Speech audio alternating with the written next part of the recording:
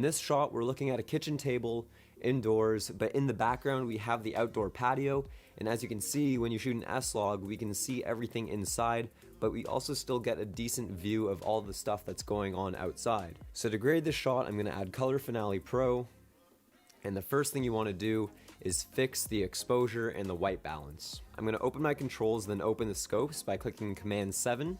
Here we have the waveform scope in the Luma channel. We're going to start by adding a color wheels layer, and we're going to drag down the exposure of the lift or the shadows to almost 0. Next, we're going to take the exposure of the gain or the highlights and lift it to just barely touching 100, and our exposure already looks a lot better. Here is a before and here is after. Next, I want to fix the white balance a little. This shot looks a little bit cool, so I'm going to grab the gain wheel and I'm going to push it up a little bit to make it a bit warmer, and I'd say that looks pretty good. And here is what we've done so far. Now the shot still looks very bland, and that's because we haven't brought back the saturation. Now obviously this is going to be entirely your preference, but I'm going to push up the saturation as I see fit, and I think in this case I like how it looks around 1.4, and again before and after. So we're making these changes step by step, and gray dull S-Log shot, and now we have this more vibrant, properly exposed, colorful shot. I think that the yellow under these cabinets here is a little greenish looking, so I might go into the yellow channel and play with the hue and push it a little bit more towards an orangish hue, and then maybe take the reds and bring it back just a little bit in the red channel. And I think that looks a little bit better if we turn it off and on here. Next, I want to add a curves layer, and this is where I'm going to make my S curve, and then I'm going to drag the bottom of the S curve up just a little bit so that the shadows aren't a complete black.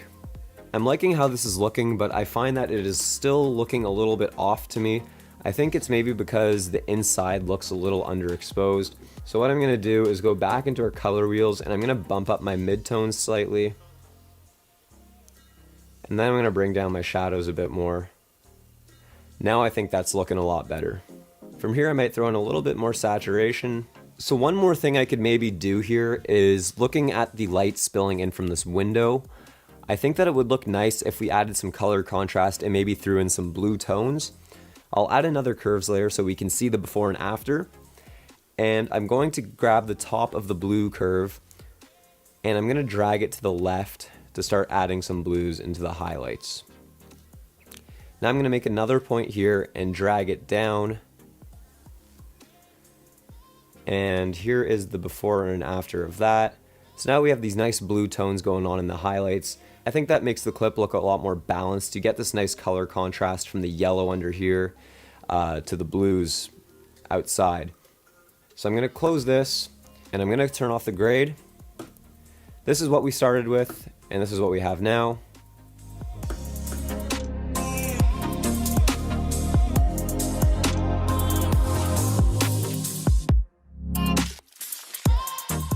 As you can see, it's a pretty drastic difference, perfect, but I think what we have looks really good. And what you can actually do in Final Cut is save the effects preset. I'm going to call this S-Log underscore grade 1. I'm going to save that, and I can grab another clip, so let's say this one over here. I can go into my effects, I can just click and drag the grade onto here. Obviously with each clip you'll want to make some minor adjustments, so with this I think I would probably want to pull down these midtones just a touch, and maybe bring up the shadows a little bit, and I think that looks pretty good.